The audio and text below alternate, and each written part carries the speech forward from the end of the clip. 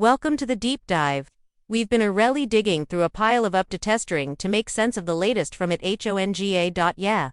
And what we've found it real changes things in Ilweenie, doesn't it? It absolutely does.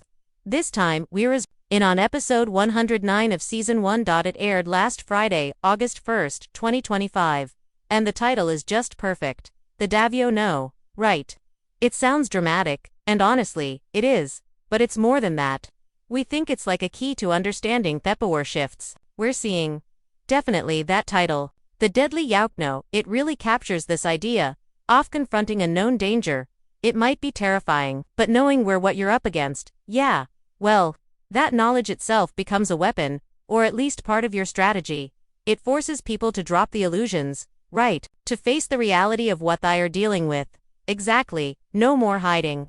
So, our mission today basically is to sift through all the chatter, all the analysis, and pull out the really important stuff from this episode. Yeah. Give you the core insights. We want to give you a shortcut, help you understand how these power dynamics are into shifting, thereby completely overturn what that means for everyone caught in the middle of it all, because therapal effects are huge. Absolutely, and we've pulled this together from everywhere. YouTube breakdowns, deep reads on 3-mob.com, fan discussions over on Facebook.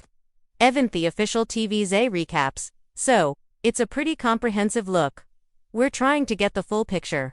You know, not just the plot points, Butho people are reacting, what the buzzies, like building a mosaic piece by piece. Yeah. Each source adds a little shading, a different angle. Okay, so let's dive in. The first major point, and it's impossible to ignore, is Gabla, his rise. Yeah, seismic is the right word. For a while, he's been this presence in the background. You know, whispers, pulling strings, maybe always on the periphery. A factor, but not fully visible. But episode 109, he doesn't just factor in, he bursts onto the scene. He's undeniably cemented his influence, step right out of the shadows. He's positioned himself as the new top dog in Ilweenie. No question about it. And it feels like a deliberate move, not just things falling into place. It feels like a calculated power grab. That's the key thing, isn't it? It's how Hao's doing it. It's not passive. He's not just benefiting from chaos. He's orchestrating it. He's leveraging old fights, finding those power vacuums, and just stepping in. When we say he cemented his influence, it's active. He's consolidating power deliberately. So, he took it rather than just gained it. Precisely, making these very specific, very decisive moves, almost surgical.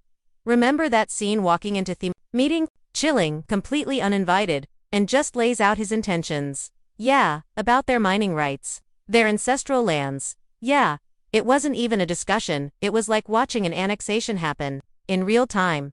Exactly, veiled as some kind of declaration. He used their internalperables, their past stumbles against them. He positioned himself, not just as a player, but as the inevitable one. Wow. So, he's actively dismantling their wall legacy, not just aiming for their money.